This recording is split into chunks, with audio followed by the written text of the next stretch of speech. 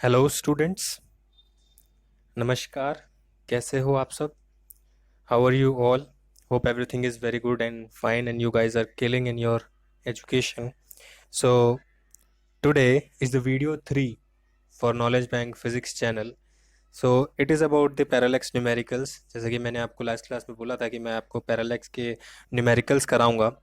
सो parallax के numericals actual में मैं आपको एनसीईआरटी वाले ही कराऊंगा, क्योंकि मेरे ख्याल से यही न्यूमेरिकल्स अगर आप सही से समझ लो तो बहुत अच्छा होगा, क्योंकि यही आपके कॉन्सेप्ट्स को क्लियर कर लेंगे। ठीक है। नाउ पैरालैक्स को एक बार मैं थोड़ा सा रिवाइज करा देता हूँ। पैरालैक्स में हमने क्या क्या पढ़ा था? देखो, पैरालैक्स बहुत सिंपल सी चीज़ होती है। लास्ट क्लास में भी बताया था कि अगर हमें बहुत डिस्टेंट ऑब्जेक्ट का डिस्टेंस निकालना हो, ठीक है, कहाँ से, अर्थ से या किसी भी पॉइंट से, एक सिंपल सा कॉन्सेप्ट है। ठीक है। अगर हमें वो डिस्टेंस निकालना हो तो क्या करना होगा? Normally d is equals to B by theta, हमें एक सिंपल सा फॉर्मूला अप्लाई करना होता है। ये जो b है ये क्या होता है? बेसिस, हम सबको पता ही है। This is basis. ठीक है। यहाँ पे दो पॉइंट्स ले लेते हैं ए बी, जहाँ के बीच का डिस्टेंस होता है बेसिस, जैसे कि मैंने पेंसिल वाला एग्जांपल आपको बताया था। अगर आप आपने ध्यान से वो वीडियो मेरा देखा होगा तो ओके। तो अब हम आगे चलते हैं पैरालैक्स के कुछ न्यूमेरिकल्स में। पैरालैक्स मेथड में ही एक छोटा सा कॉन्सेप्ट और है, अगर हम इसको रिवर्स कर दें। ठीक है। रिवर्स करने का मतलब ये है कि हम अर्थ को एक सिंगल पॉइंट मान ले और प्लैनेट को दो पॉइंट्स मान ले। राइट। तो हम ये निकाल सकते हैं कि ये जो प्लैनेट है, ये जो प्लैनेट है, ये जो प्लैनेट है, इस प्लैनेट की एंगुलर डायमीटर क्या है? क्या है?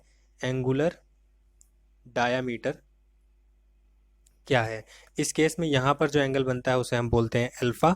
और वो जो हमारे पास निकल के आता है, this particular distance is d, this is small d. Right. This is the angular diameter. वो कैलकुलेट करने के लिए हम करते हैं alpha is equals to small d by d. ये छोटा सा कॉन्सेप्ट है, इसको आपको बस याद रखना है। बहुत ज़्यादा इंपॉर्टेंस नहीं रखता आपके लिए, बट फिर भी हमें पता होना चाहिए। So let's get started. First of all let me rub it.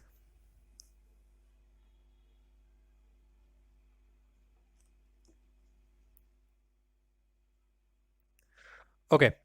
So first question is, हमारे पास एनसीईआरटी का एग्जाम्पल 2.1 है। एग्जाम्पल 2.1। होप आप लोगों ने एनसीईआरटी खोल रखी होगी। मैं अगर नहीं खोल रखी है तो मैं आपसे कहूँगा कि आप प्लीज़ एनसीईआरटी खोल लो, क्योंकि मैं यहाँ पे क्वेश्चन नहीं राइट करूँगा। हो सकता है मैं वीडियो में डाल दूँ क्वेश्चन। तो आप अभी के लिए, अगर आप वीडियो देख रहे हैं तो मैं आपके लिए क्वेश्चन पढ़ देता हूँ। तो उसमें सबसे पहला क्वेश्चन आपके लिए है, calculate the angle of 1 degree, 1 minute and 1 second. हमें इन तीनों के लिए एंगल कैलकुलेट करना है। राइट। अब एंगल कैलकुलेट करना है मतलब आपके पास 1 डिग्री है, आपने कहा ये तो पहले ही एंगल है।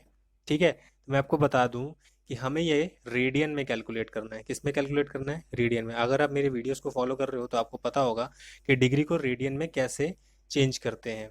हमें पता है कि जो पाई होता है वो 180 डिग्रीज के इक्वल होता है, and pi is a radian, and this small c is the symbol for radian. क्या है? Symbol for radian. सो अब ये जो हमारे पास रेडियन है, इसको हमें कैलकुलेट, इसको है जो हमारे पास डिग्री है, इसको हमें कैलकुलेट करना है रेडियन में। तो pi radian is equals to 180 degree. तो वन डिग्री क्या हो जाएगा? 1 degree is equals to pi upon 180। Simply pi के वैल्यू डाल दो, 22/7 into 1/80। Hope you are understanding. 1 degree, इसको जब आप कैलकुलेट करोगे तो आपके पास वैल्यू आ जाएगी 1.75 into 10⁻⁻² radians. Okay. This is quite simple. So अब आगे चलते हैं। यहाँ पर एक छोटी सी चीज़ मैं आपको समझाना चाहता हूँ। ये तो पहला पार्ट था, बहुत इजी था, हर बच्चा कर लेगा जिसके पास मैथ्स है। Okay. The next part is 1 minute. 1 minute. Right. 1 minute को हम कैसे दिखाते हैं? ऐसे। This is 1 minute. राइट। अब ये 1 मिनट का क्या मतलब है? 1 minute is nothing but a arc और आर्क मिन। दिस इज सेम नेम, एक ही मतलब है।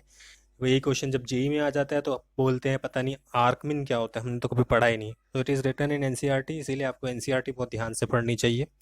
Okay. So 1 minute. Right. 1 minute calculate करने के लिए हमें ये पता होना चाहिए कि जो 1 डिग्री होती है, यानी 1 मिनट में जो एंगल निकालना है उसको निकालने के लिए क्या करना पड़ेगा?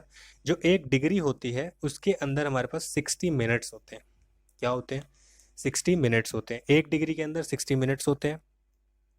उसी तरह अब हमें इसको कैलकुलेट करना है, तो 1 डिग्री में इतने रेडियन, ठीक है, दैट मीन्स 60 मिनट्स में इतने रेडियन। क्या बात समझ में आ रही है? सिंपल यूनिटरी है। 1 मिनट 1.75 इंटू 10⁻⁻2 अपॉन 60। नॉर्मली आप इसको डिवाइड कर देंगे तो आपके पास इसका आंसर आ जाएगा 2.91 into 10⁻⁻4 radian. Hope this is clear. और सेम कॉन्सेप्ट पे एक और क्वेश्चन है, दैट इज कि आपके पास 1 सेकंड निकालना है। This is the simple for second. तो 1 सेकंड यानी आपको तो पता ही है, अब तो सिंपल 1 मिनट में कितने होते हैं, 60 सेकंड होते हैं। तो हमारे पास 1 सेकंड में इतना रेडियन, तो 60, इसको 60 से डिवाइड कर दोगे, आपके पास अगला क्वेश्चन भी सॉल्व होकर के सामने आ जाएगा। So this is quite simple. So let's move on to next question.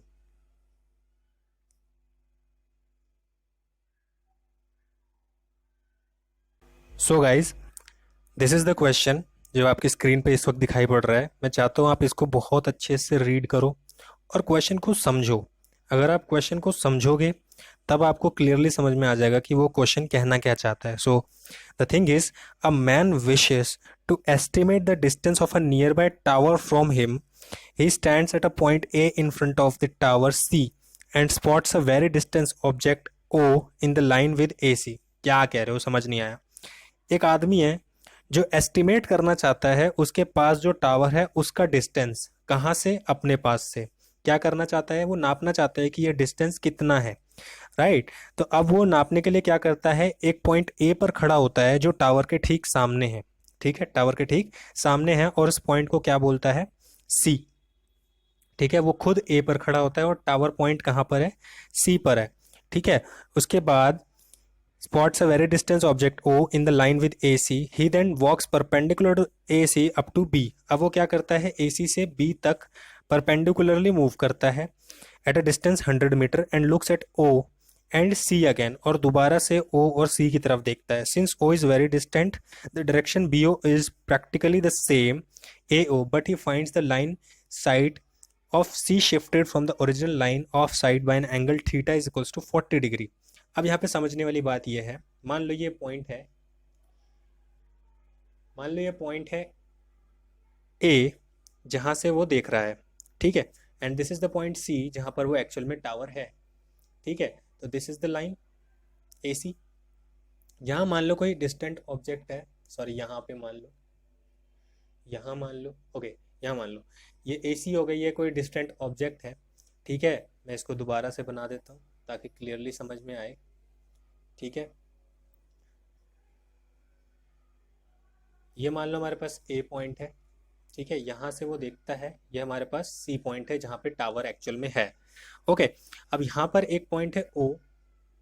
ठीक है, अब ये यहाँ से 100 मीटर मूव करता है बी पॉइंट पे, 100 मीटर मूव करता है बी पॉइंट पे। और पहले मैं बना लेता हूँ फिर बताता हूँ। ठीक है, ये सिचुएशन है, अब मैं समझा देता हूँ एक बारी सही से। ए पॉइंट से सी को देखता है, उसके बाद 100 मीटर इस डायरेक्शन में चलता है। ठीक है, और दोबारा से इस डिस्टेंट ऑब्जेक्ट को देखता है। तो आप एक बात समझो ध्यान से, देखो, आप इस पॉइंट से इस ऑब्जेक्ट को देखोगे, उन्होंने बोला बहुत डिस्टेंट ऑब्जेक्ट है, याद रखना ये बात। इस पॉइंट से इस ऑब्जेक्ट को देखोगे और इस पॉइंट से इस ऑब्जेक्ट को देखोगे तो कोई डिफरेंस आएगा? नहीं आएगा। क्यों नहीं आएगा, मैं बताता हूँ। आप छत पे खड़े हो अपनी, ठीक है, नॉर्मली समझो, आप छत पे खड़े हो अपनी, ठीक है, छत के एक कॉर्नर से दूसरे कॉर्नर तक आप जा रहे हो और किसको देख रहे हो, मून को। किसको देख रहे हो, मून को। ठीक है, अब मून को देखोगे तो छत से और एक कॉर्नर से और दूसरे कॉर्नर से, दोनों कॉर्नर में क्या होगा, आपको मून एक ही जगह पे दिखाई पड़ेगा। Why, because this is a very distant object. Here comes the parallax. लेकिन अगर वो इस टावर की बात करे, किसकी बात करें, इस टावर की बात करें, तो टावर वो जब देखता है तो वो टावर एक्चुअल में 40 डिग्री का शिफ्ट ले चुका होता है, right. This is the question. तो अब वो पूछना चाहता है कि ये जो एक्चुअल डिस्टेंस है ये कितना है, राइट। हमें कैलकुलेट क्या करना है, हमें कैलकुलेट करना है actual distance from A point to C point. हमें पता ही है एंगल 40 डिग्री है, this is alternate interior angle, तो ये भी 40 डिग्री बन जाएगा। ठीक है, अब हमें पता चल जाएगा दैट ए सी क्या होगा, ठीक है, by using Pythagoras.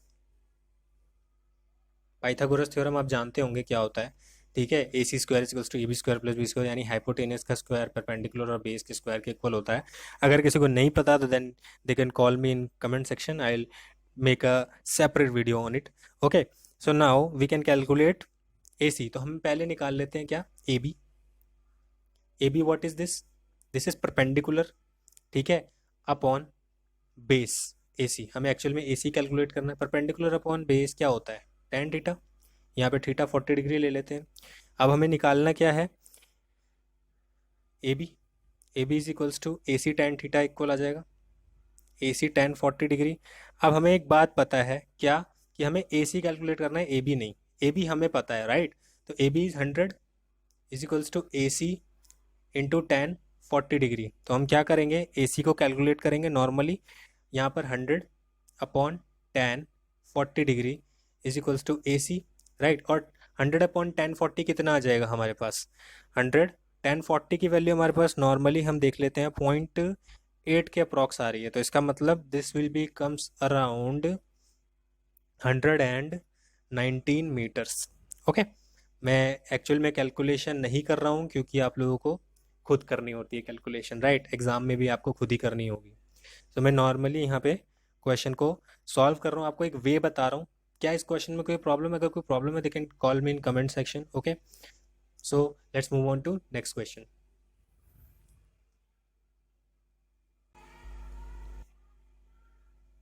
So here is the next question, guys. The moon is observed from two diametrically opposite points A and B on Earth. अर्थ से दो डायमेट्रिकली अपोजिट पॉइंट से हम मून को observe करते हैं, ठीक है। मान लो ये अर्थ है, this is earth, A point and B point, right. हम टू डायमेट्रिक, दैट मीन्स ये अर्थ इतनी बड़ी है कि ये इसका डायमीटर है, राइट। दिस इज डायमीटर मान लो, ठीक है। मान लिया हम मून को ऑब्जर्व कर रहे हैं, let's consider this is the moon, हम ऑब्जर्व कर रहे हैं, ठीक है। The angle theta subtended at the moon by the two directions of observation is 1 degree and 54 minute. So this and this is the situation, और ये जो angle बन रहा है this is 1 degree 54 minute. Now given the diameter of the earth to be about 1.276 into 10 to the power 7 metre. अब हमें ये distance दिया है 1.276 into 10 to the power 7 metre, right. तो ये एक्चुअल में क्या दिया हुआ है, हमें बेसिस दिया हुआ है, जैसा आप सबको समझ में आ रहा होगा। Now compute the distance of moon from the earth. अब हमें ये डी निकालना है। ये तो बहुत सिंपल क्वेश्चन हो गया सर, क्यों? क्योंकि हमें पता है क्या होता है, d is equals to B by theta, यही होता है। सिंपली यही कॉन्सेप्ट लगाना है। चलो कर लेते हैं फिर। लेकिन एक प्रॉब्लम आएगी सर यहाँ तो ये मिनट में दिया हुआ है, तो क्या प्रॉब्लम आ गई? देखो 1 डिग्री 54 मिनट है। कभी भी ऐसा क्वेश्चन सॉल्व करना हो सबको डिग्री में चेंज कर लो, ठीक है, या सबको मिनट में चेंज कर लो।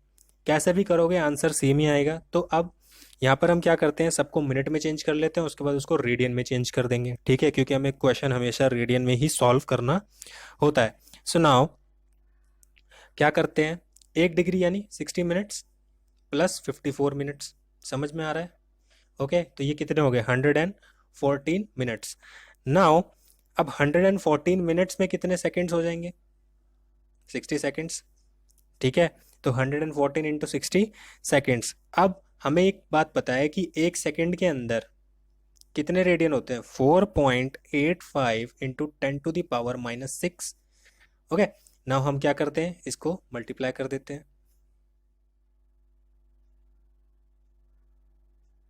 ये वैल्यू हमारे पास आ जाएगी 3.32 into 10 to the power -2 radian. क्या इतनी बात क्लियर हो गई? अब हमें निकालना है कि ये जो बेसिस है, ठीक है, ये कितना है 1.276 into 10 to power 7 metre. Now we have to calculate this distance. So D is equals to B by theta. तो बी हमें पता है कितना है, 1.276 into 10 to the power 7 upon theta is equals to 3.32 into 10 to the power -2. So by calculating this you will get 3.84 into 10 to the power 8 meters. So that's all for the today's video.